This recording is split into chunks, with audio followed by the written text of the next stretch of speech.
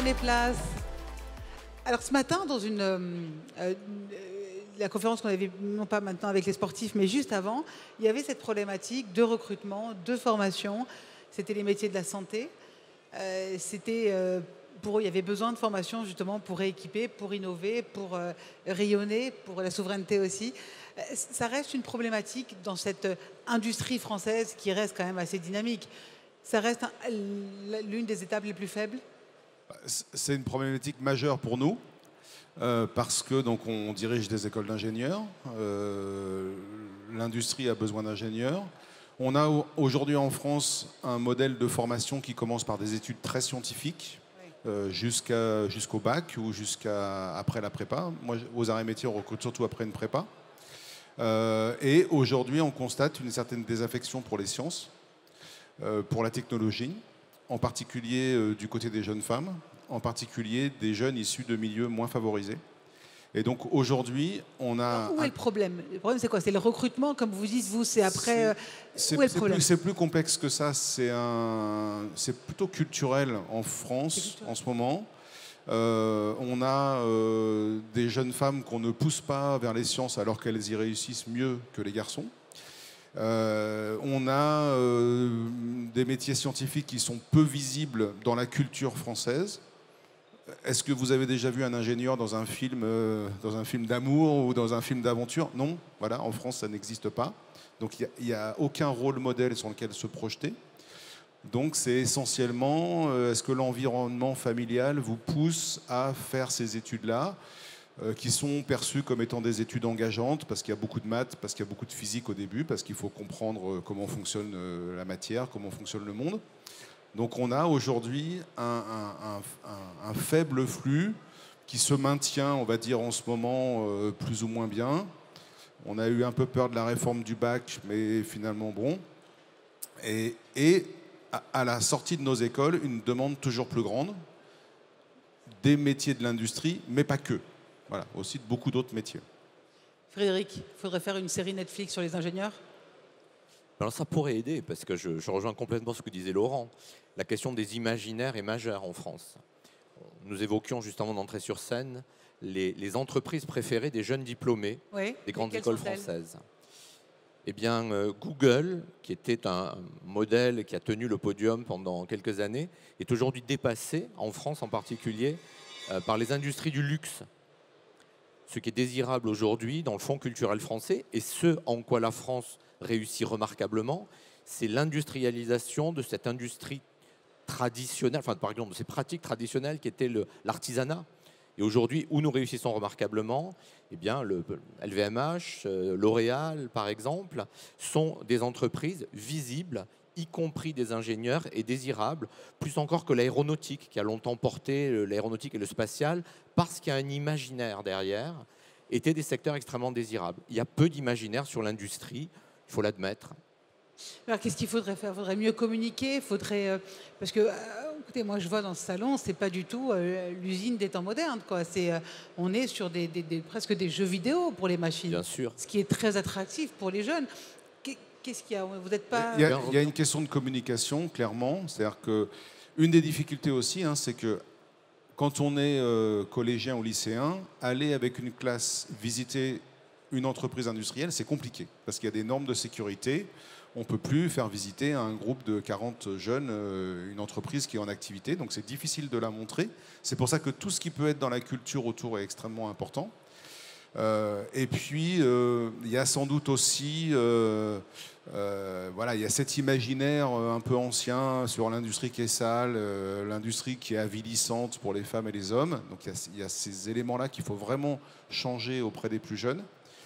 Et puis sans doute, même si c'est très hétérogène, et ça, nous on le voit pour nos élèves jeunes diplômés qui sortent, il y a des métiers accessibles aux ingénieurs en sortie d'école qui sont nettement plus rémunérateurs que les métiers industriels de terrain en particulier. Voilà. Dans le champ du conseil, dans le champ de l'audit. Et donc on a des jeunes qui se détournent, même si on a réussi péniblement à les faire venir chez nous, à les former, qui vont se détourner de l'industrie pour aller chercher des salaires plus élevés. Là, comment vous travaillez justement ensemble pour remédier à ce problème? Alors je crois d'abord que nous formons des ingénieurs qui servent l'industrie aussi. On n'en forme juste pas assez. Je trouve que Laurent et moi dirigeons les 2 premières écoles en termes de flux d'ingénieurs mis sur le marché par an, avec une attention particulière à la question de mixité, parce que le potentiel, c'est le vivier. Il faut bien comprendre une chose, c'est que les écoles d'ingénieurs seraient en capacité de former davantage. Ce qui est limitant aujourd'hui, ce n'est pas, comme on le lit, on l'entend parfois, le nombre de places dans les écoles d'ingénieurs. C'est le vivier pour les alimenter. Ce sont des formations exigeantes, ce sont des formations qui nécessitent, qui demandent des capacités intellectuelles, des capacités cognitives, une appétence, une capacité à vouloir faire et à s'engager sur la durée. Ce sont des études relativement longues qui font que le vivier est un peu limité. Donc ça doit conduire, ça nous amener à conduire une autre réflexion, c'est comment est-ce qu'on fait pour aller élargir ce vivier, peut-être avec d'autres d'autres offres de formation, peut-être plus courtes, qui répondent aussi dans des temps plus courts aux besoins de l'industrie. Mais les ingénieurs, ça reste et ça restera, et je vais rebondir sur ce que je disais au début, une forme de produit de luxe. Parce que pour former un ingénieur, il faut 5 ans à partir de la sortie au bac. Donc ce que nous faisons, c'est que nous les motivons en amont, il y a beaucoup d'actions, mais nous faisons en sorte aussi de les former, non seulement pour les besoins du moment, mais pour les besoins à venir.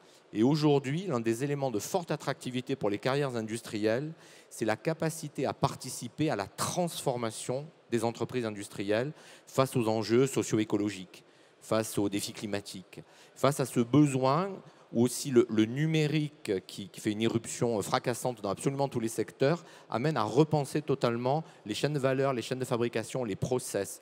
Et on est en train de vivre une révolution industrielle. Et ça, c'est un sujet de motivation, c'est un sujet d'attraction pour les jeunes. On repense nos programmes. On le disait aussi, on travaille beaucoup sur, au-delà des concepts qui sont le socle fondamental, sur le faire. On a besoin, l'industrie, c'est ce qui fabrique. Et on a besoin impérativement de former nos jeunes à cette culture de la fabrication qualitative, dans le temps, dans les délais. Toutes les contraintes de l'industrie, on doit les intégrer dans les formations des jeunes.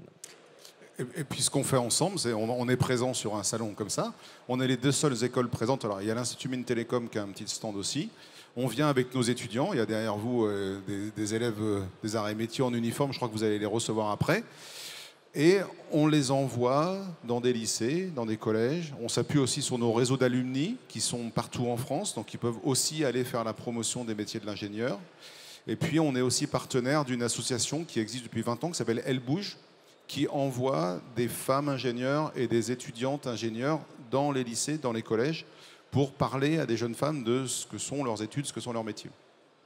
On vous rétorque ça. Les jeunes vous disent que encore l'industrie, pour eux, c'est pas assez dans cette transition écologique et ils ont, ils ont un état d'esprit qui est quand même très vert maintenant. Oui, mais c'est une forme de paradoxe, c'est-à-dire que l'industrie ne va pas se verdir spontanément. Enfin, je pense qu'il faut qu'on sorte de la pensée magique. Il ne faut pas imaginer que les choses vont se transformer spontanément. Il y a une culture de l'effort dans la transformation. Je crois que les jeunes que nous formons, les jeunes ingénieurs, jeunes femmes, jeunes hommes, sont totalement convaincus de leur capacité d'action. Et ça, c'est quelque chose qui est assez nouveau.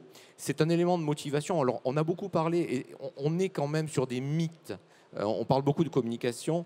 Le fantasme du moment, ce sont les fuites, la grande démission, les jeunes qui partent faire autre chose.